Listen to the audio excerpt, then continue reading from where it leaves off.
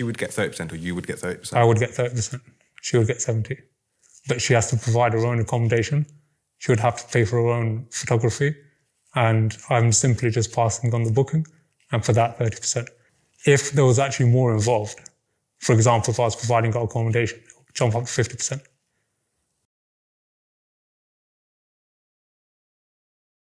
So how did you get into running an escort agency?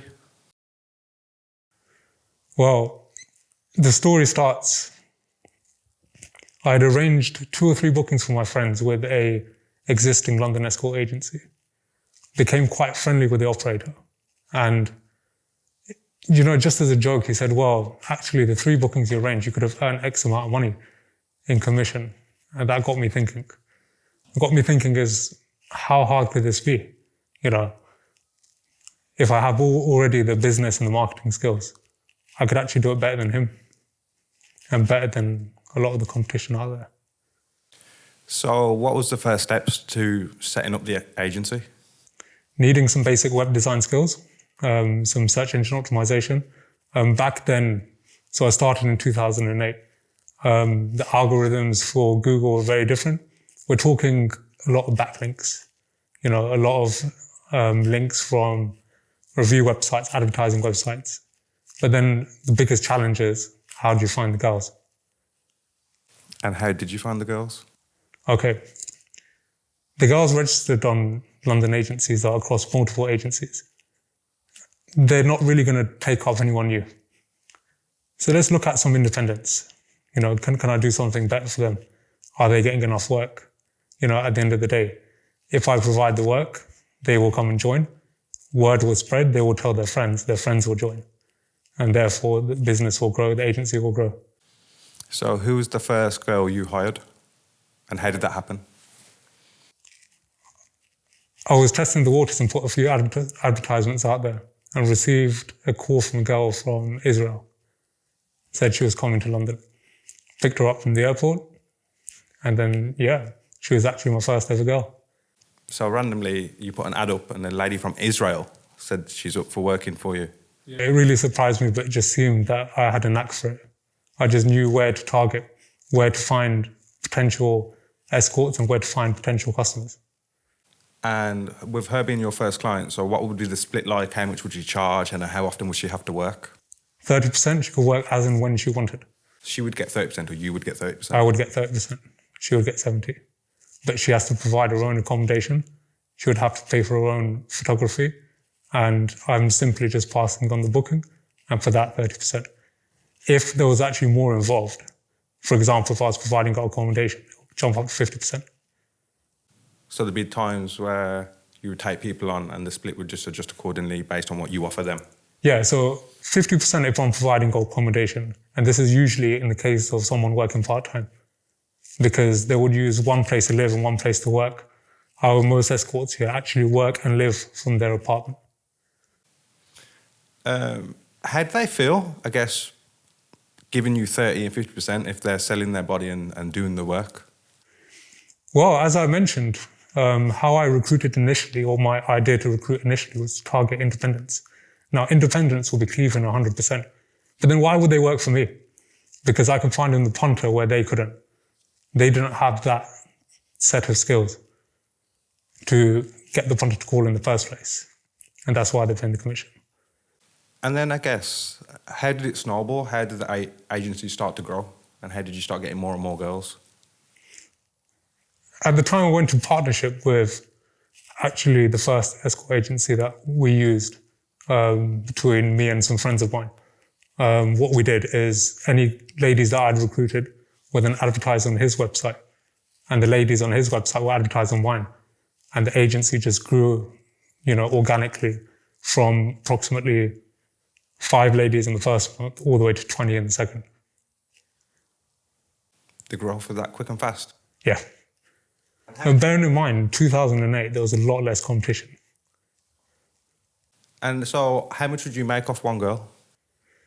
You could say typically it would be 4 or 5 bookings a week. So £300 a week off of one girl? Off 1 year. And this was in month 2. Did you ever have a kickback from the girls saying, I guess, I no longer want to do this, and that they had to continue to do this? The main kickback you'll get is if you don't provide the work. If you don't provide them with adequate bookings, they would easily just pick up the phone and say, listen, remove my pictures of your site. That's it. Our relationship is over. Sometimes that will be the case. Sometimes they'll give you a reason for it. Sometimes they won't. I mean, at the end of the day, it's their prerogative, yeah? All you can do is you can do your absolute best, because at the end of the day, if I'm making money, she's making money. If she's making money, I am making money.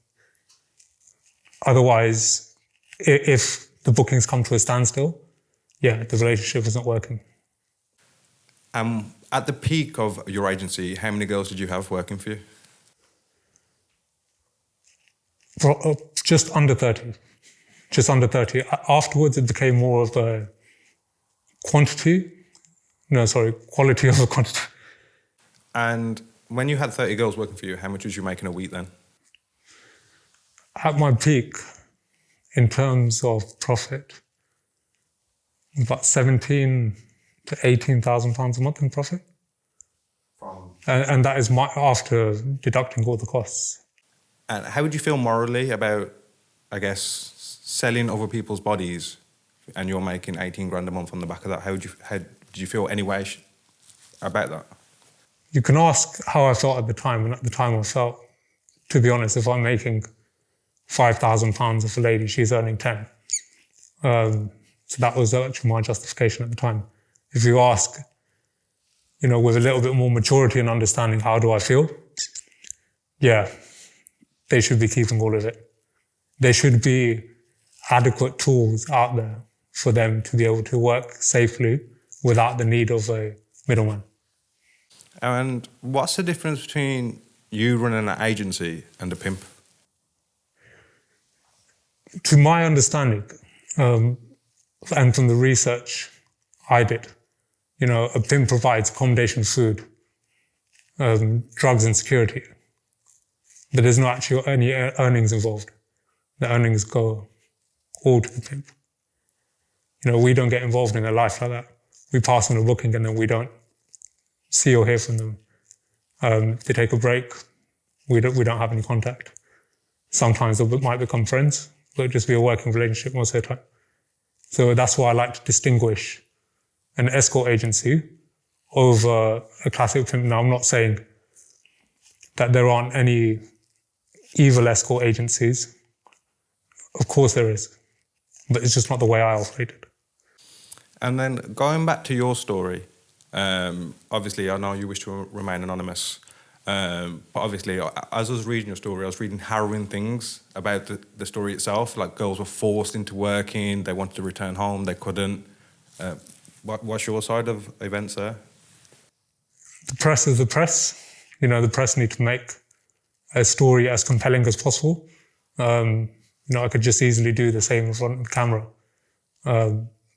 But I believe I'm choosing to be honest. However, there's been more than enough evidence that the press isn't as honest as they could be. I think the face of media is changing. And I think people get to see another perspective, whereas before they would have seen something on the mainstream and that's it. They would have had to believe that. And what was the youngest girl you had working for you? 19 years old. How do you feel about that? Yeah, she was a university student. Initially, I wasn't on board. After some persistence from her side, I gave her a go. It didn't last long though. She was nowhere near mature enough. I find that anyone under the age of 30 is very, very difficult for a lady to do this job. There's certain mental maturity that is developed through life experience. And unless that came at you at a really young age, I believe most ladies working the escorts are 30 plus. And I guess, did you have any... What would be the situation if, I guess, the client had some altercation with one of your girls? What would happen there? So I had security. It was a rare occurrence. This is part of my job. Vetting a client is initially why I'm being paid the commission. I will take measures for that. And in the rare cases that something does happen, or there is a booking late at night, or by request of the lady, I could send someone to her apartment, whether just after the incident takes place, or even just to wait behind the scenes, just as a safety precaution. I think that gave them peace of mind. Client never knew that there was someone else there. And I guess, how did your world come crumbling down? The problem is, running an escort agency is legal. Working as an escort is legal. Controlling prostitution is illegal. It's a legal grey area where all of a sudden, if I'm no longer an escort agency, but I'm actually facilitating prostitution, which essentially that's what an escort agency does. But it just takes, one complaint to say that, I'm not an escort, I'm a prostitute. And ABC is facilitating my work. And that's enough for the authorities to investigate. And I guess when they did the investigation, how was you caught, should I say? Was there a case of a girl went to the police, a client went to the police, those just had surveillance on you? So how did they actually find out you was doing what you was doing? 2 ladies went to the police. We had a range of nationalities working on our website. I also found that it's very rare for the authorities to do anything if the ladies are from the European Union at the time, because their legal right to live and work, in the UK. It's when they are from outside the EU, when the authorities look, okay, if someone's staying in the country illegally, they're not paying the tax, is there any coercion control? Is there, a bigger picture behind it? In my case, there was a bigger picture past the escort agency. Something that I wasn't directly involved in, but I was naive and maybe ignorant to that fact.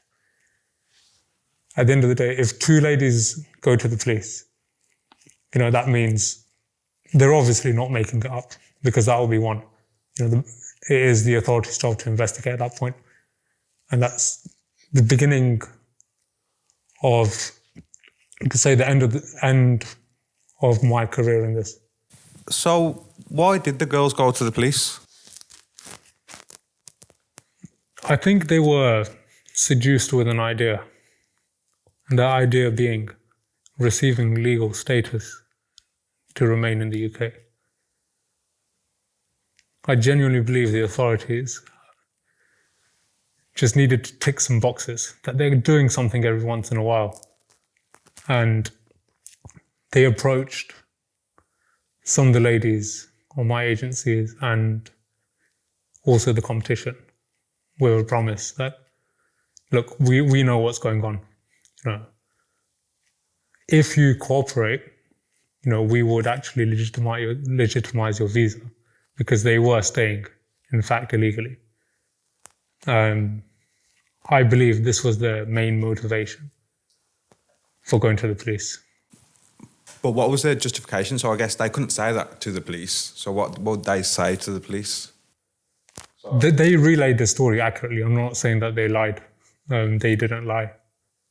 But it's just perhaps they wouldn't have not disclosed that information if they hadn't been promised an incentive. They were quite happy to make X amount of money every month. Question. Why did you recruit women from abroad opposed to having girls work for your agency from England? We have an agency. Once the agency is established, we don't go out there actively recruiting. They contact us. It's as simple as that. The easiest explanation I can give you is there are fewer British ladies working as escorts in London, but also they might be more capable of working independently. They might have the adequate skills required to, speak to their customers, vet them, market themselves, promote themselves, answer the telephone calls. And also they might feel more safe and secure, taking that risk personally rather than entrusting someone else. And as well, running the agency, did you ever get any shocking requests from clients? Yeah. There's a long list. What would you say, one that you probably won't forget? I did have a regular who enjoyed being beaten up by women half his size. He was almost 7 foot tall, weighed like 130 kilograms. But yeah, he seemed to enjoy it. And he would often stay until 3, 4 a.m. and head straight to work first thing in the morning. Who was your best girl, or profit-wise, and why do you think that would have been? My best lady was, her stage name was Carmen. The reason why she was so popular is she had incredible acting skills. And this was one person where, the punter genuinely felt that they had a connection with her. She wasn't necessarily the prettiest, lady out there. And she didn't necessarily provide the broadest range of services, but she could connect with the punter. And that's honestly the most important thing. It's just the way how you make the punter feel. A lot of people assume that the punter's going in there to pay for sex. More often than not, he's going there just to have someone to talk to. And if he doesn't have that connection with the lady, yes, he might visit her once, but he will not visit her repeatedly. And that's essentially what makes someone a top earner. And then when the police got involved and you was, I guess, charged, what was the conclusion? Did you end up in prison? I went to prison for 3 years. It was after a lengthy case in court. It was really big at the time. And yeah, it was a massive experience. Looking back, do you regret it? Of course, 100%.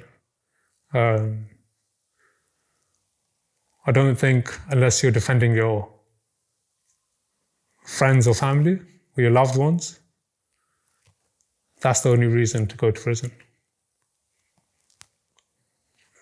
The motivation of making money is not a reason to go to prison. Being violent, controlling, abusive, they're not reasons to go to prison. The only justification I have now in my life is if I was defending a loved one, and it was absolutely the last resort. This is the only advice I can give to people. Think what you're actually going to prison for. Not that you might end up in prison. And that's it. That should hopefully be enough to sway you from any rash decisions. However, sometimes in life, you have to experience something to learn that lesson. And that was the case for me. And I guess when you was in prison, what was your life like then? Initially difficult, as I imagine it will be for most people. However, the one thing about humans is we always adapt to the situation we're in. And this is why I believe extending someone's sentence or just handing out longer sentences is not the way forward. Because eventually that person will adapt to his environment and it will become not easy, but easier. Is that the best way for someone to learn the lesson or to improve their life afterwards? I'm not too sure. And touching back, I guess when you was running the agency again, was there ever times where girls were forced to work?